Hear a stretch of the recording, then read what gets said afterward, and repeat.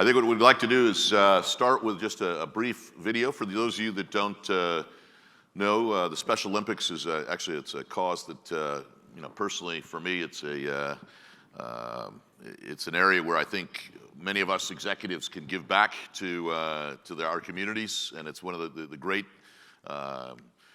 causes, I think, around not only around the United States, but around the world. And Asia Pacific is probably one of the places it needs to improve. And so we're very, very excited to have the Special Olympics for the first time at PTC and talking about not only technology, but about the opportunity for the Special Olympics to work through us and into many of these markets that they've not been able to penetrate over the years. So we have Prianka today with us, and I'm very, very excited to talk to her. But let's start with our video, if we could.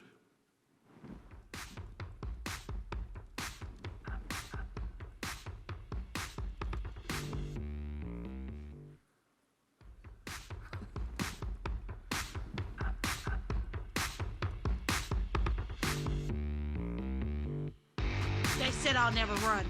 Now I run marathons. They said I'll never have a job. Today, I work with global leaders. They said I'll always need help. But now, I push my body and mind to the limit. They said I'll never speak. Now I give speeches to hundreds of people at a time. They said I would never walk. Now I can jump 6 meters. They thought I'd never have a strong opinion. Now I am a board member. They thought I'll never have the courage to ride fast. Now I am a board rider. They said I would never go anywhere, but now I travel the world as an athlete and an advocate. The skills of people with intellectual disabilities go way beyond sports. We will defy your expectation. Help us build a more inclusive world.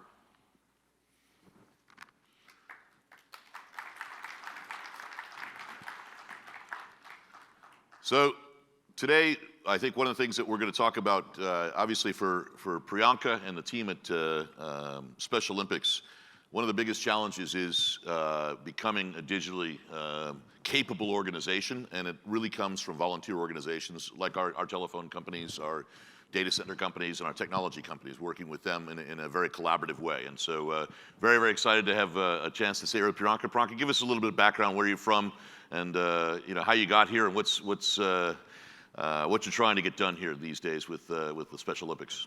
Thank you, Bill, for this opportunity to be here, and to the PTC, and aloha everybody in the audience. So my background is, it's been 15 years in international development organizations. So I've worked at the World Bank. Most recently, I was a chief data officer at the UN World Food Program. And now I'm the chief information technology officer at Special Olympics International. We are headquartered in DC, but we have a global operation in every region in the country where we're represented in over 190 countries, which is a huge footprint.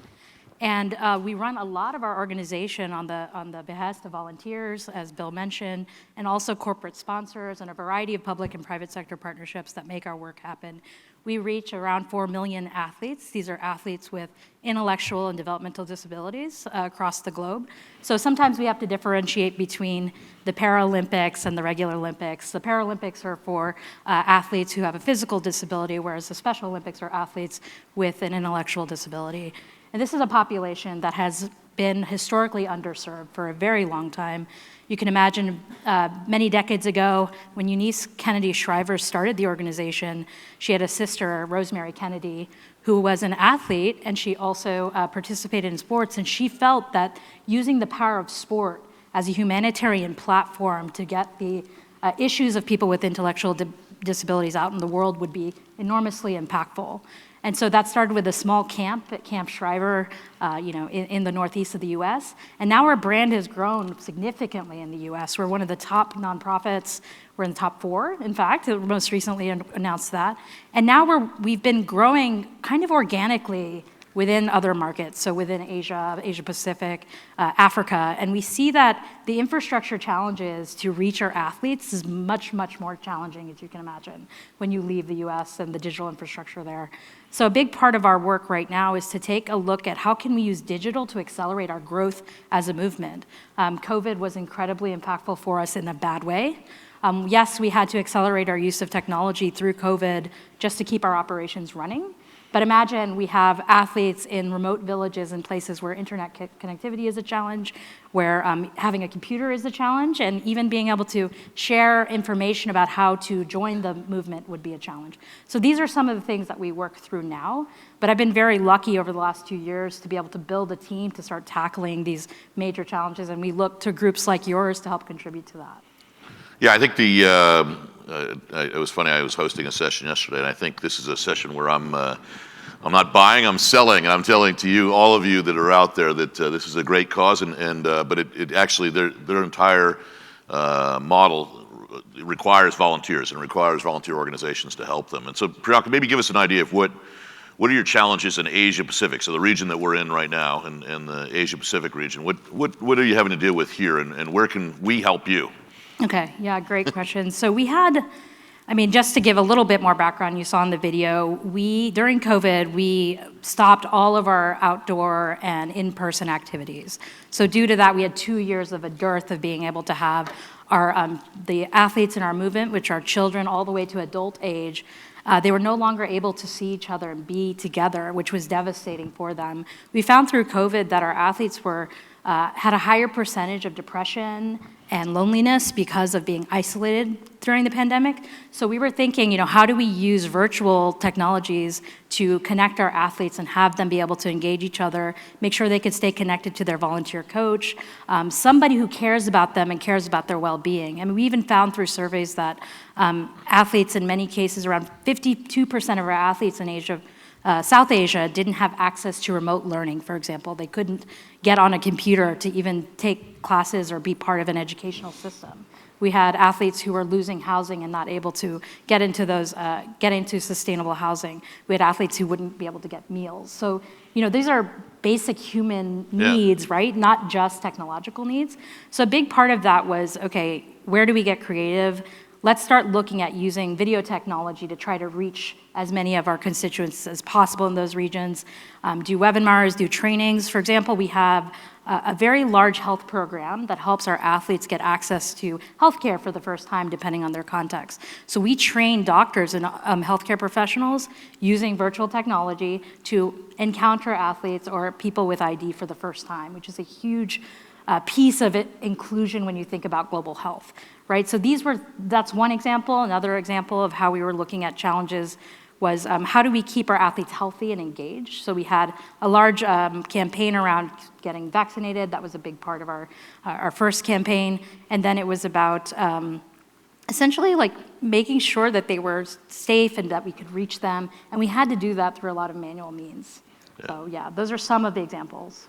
Yeah, no, it was amazing. I actually had a chance to interview Tim and Prianka in the middle of the pandemic, and it was a pretty challenging time for you, and you guys, I think, did a terrific job just trying to manage through that. Yeah. When the basis of your charity is really based on the events, and not being able to have events is a real massive challenge. That's right. One of the things that we're talking about at this conference all the time is cloud computing and a lot of the new technologies. And one of the things that amazed me with Prianka was that they actually were pretty advanced in terms of their thought process on how to use the cloud. And so Prianka, maybe just walk us through a little bit of what you're doing in that space and on the application side where you've been really accelerating things on a shoestring, which shows, I think they're a very good example for other nonprofits on how you can actually get things done without having the massive resources of a big corporation behind you. Thanks for that compliment, Bill. I appreciate that. Yeah, shoestring is right. But what we decided to do was really start focusing on data capture, data collection. One of the ways that are going to make growth possible for our movement, have more people with ID in the ID community join the movement, and people who would support the ID community, who we call unified partners, to also join the movement, is to start with data. So who are our constituents? Where are they located? What is their diagnosis, for example, if they have ID? And how can we start to take all the information we have about our constituents and use that in the way you think of a customer base, right? We're trying to grow. So we started with building a data warehouse. That was our very first project. We stood that up in 3 months using Azure technology. Nothing groundbreaking there. But for us, it was for the first time unifying all of our sports data, so all the sports participation data over time, with the data we have on athlete health. We do athlete health screenings at many of the events that we have across the world. And like I mentioned, this is the first time in some cases that an athlete might see a medical professional. So they're getting a screening done from their eyes all the way to their feet, right? Eye checkups, hearing, mental health checkups, physical health. And we collect all of that data, and what we can start to do is create a longitudinal record of that athlete. So is our health programming supporting their improvements in health outcomes? And what we did was we unified that data together, a very large data integration project, right? And then we started to produce dashboards and operational views for our affiliate programs across the world to use that data to improve their advocacy. So imagine you now know the impact of your programming on the athlete's health. How can I go to healthcare companies to make sure that we set up a partnership so they have access to referral care, for example? So that's just one of the many case studies that we were able to do. We're one of the largest health warehouses of people with ID in the world. Wow. So I think that's like extremely valuable asset. It's something that we should be continuing to leverage as we grow our work in the health space. On the sports side, of course, we're always looking how to increase physical health and wellness. So which sports should we be indexing when we start thinking about the events that we have in the world? How big are our events? Where should we have them? There's a lot of information that we can use for that as well. So big investment in data. Another big investment is around shared services. So you can imagine we have an affiliate network of over 200 individual Special Olympics programs all over the world. So SO Hawaii exists, SO China.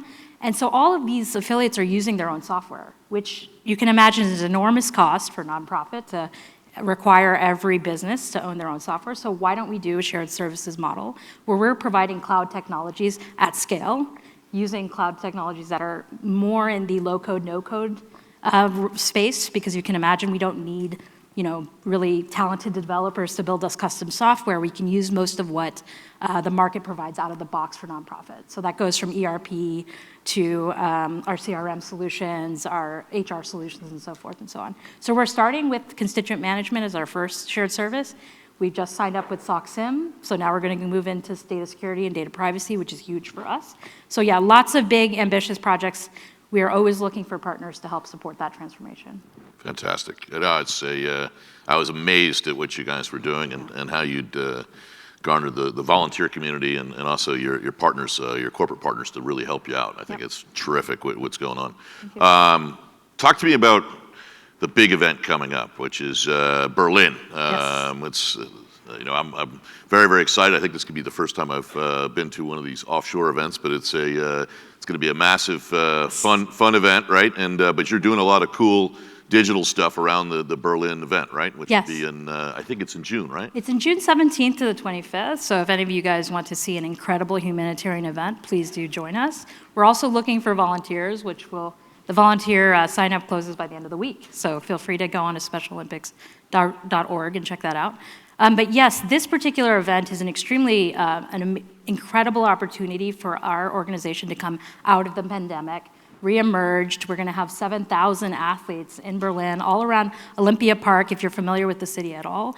That venue was built in 1936, by the way. So you can imagine that the technology team that's on the ground focused on making sure that our athletes' timing, the timing systems are working for every sport. I mean, we're running over 30 Olympic sports in that venue and several venues around Berlin. So just from an event management standpoint, you can imagine the software you need to make that happen.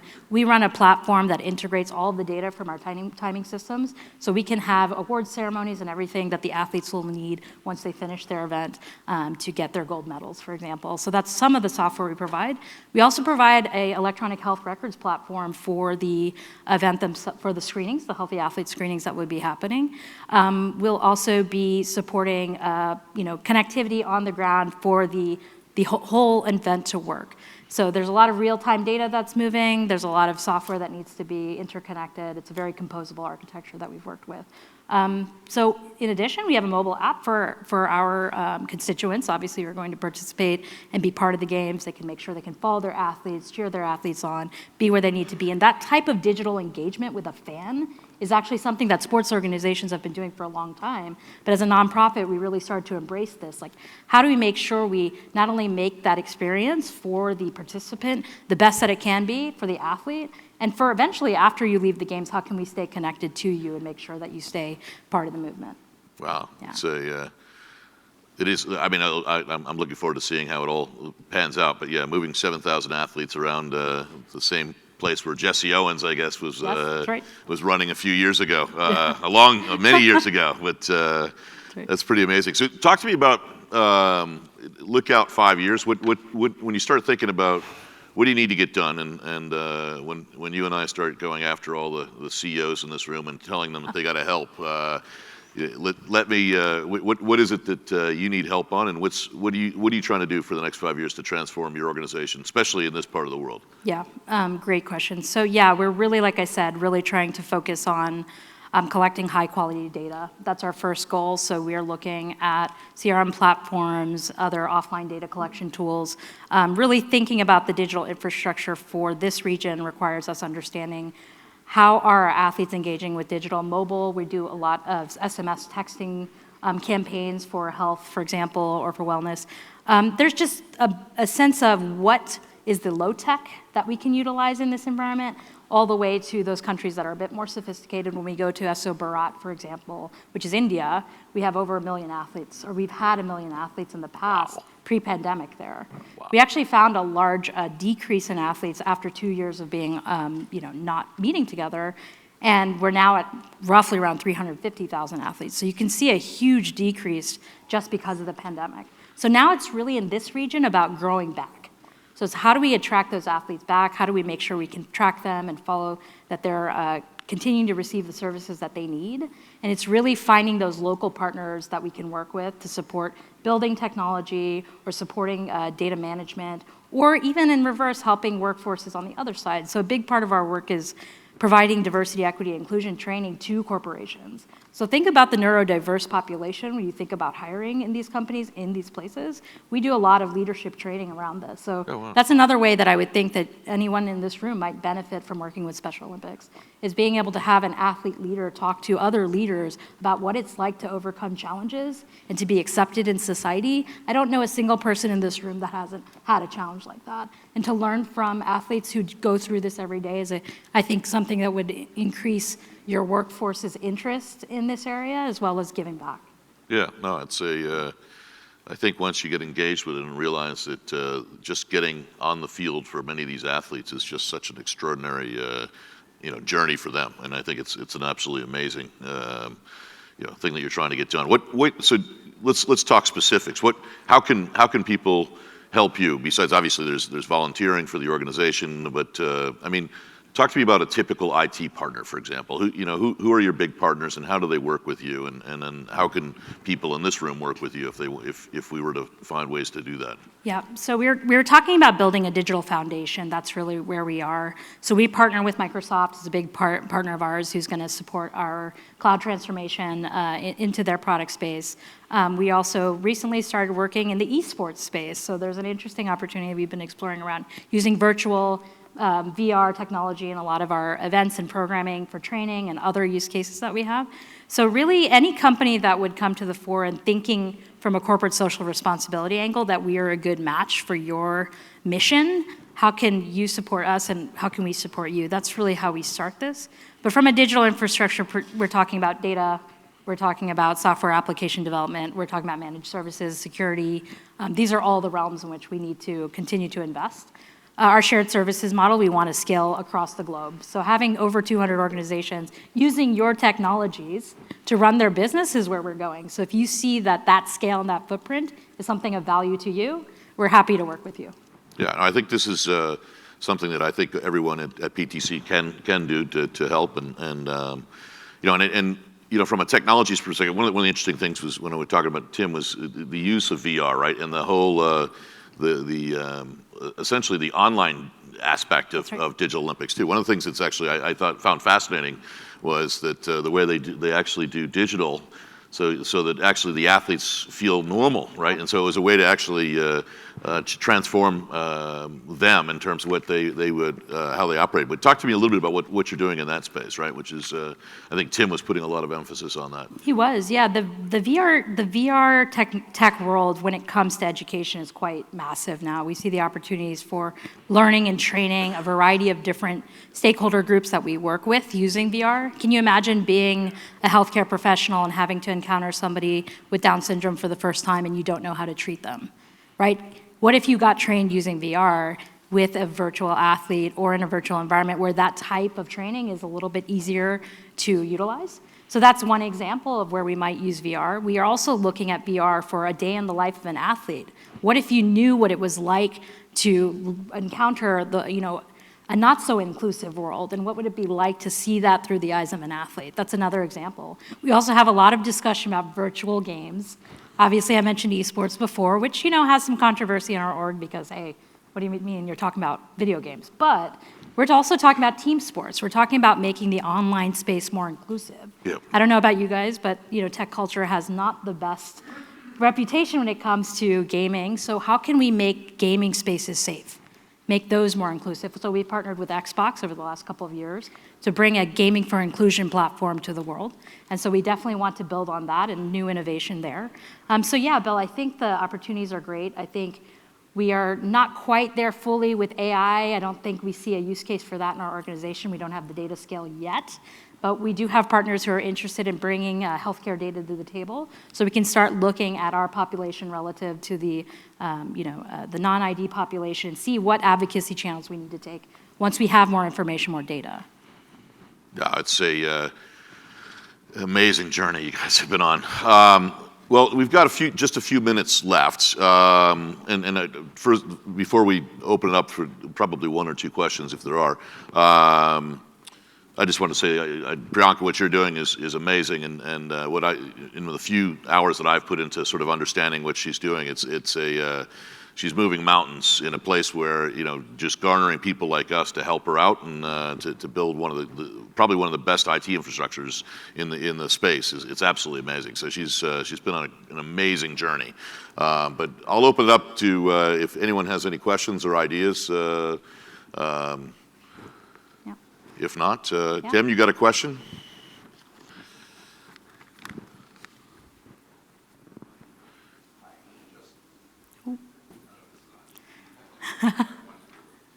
Just curious, putting on an event this magnitude of Berlin, Yep. what challenges have you faced, and what would your advice be to the people in this audience about how they can help you in terms of reliability, in terms of bandwidth, in terms of edge computing, et cetera? Yes to all of that. So bandwidth, yeah, we certainly do. We have a team on the ground who's focused on not just taping routers to the top of a pole, to get internet connectivity. So yes, any company that would be able to support kind of mobile, mobile connectivity would be wonderful. That would be great. But the challenges are really about personnel. We're looking for 20,000 volunteers for this event. So if you have a tech background and you're interested in supporting our tech operations, we'd love to have you. Of course, there's lots of other volunteer opportunities as well in the healthcare space and others if you want to join.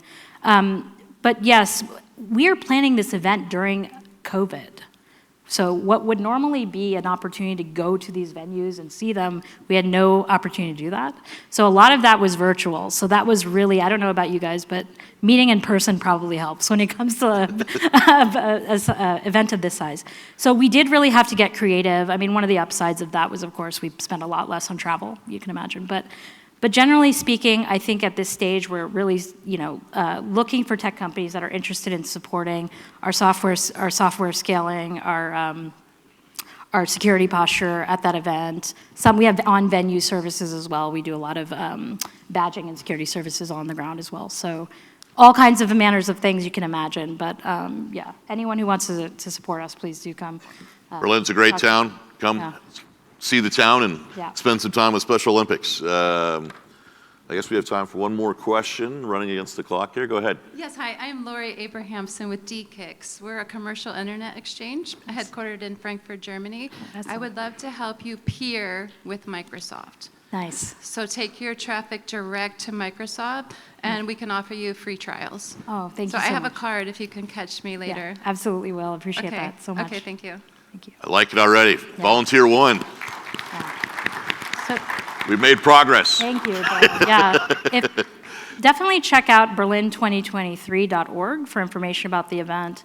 For the organization itself, you can go to specialolympics.org. You'll find us on all over social.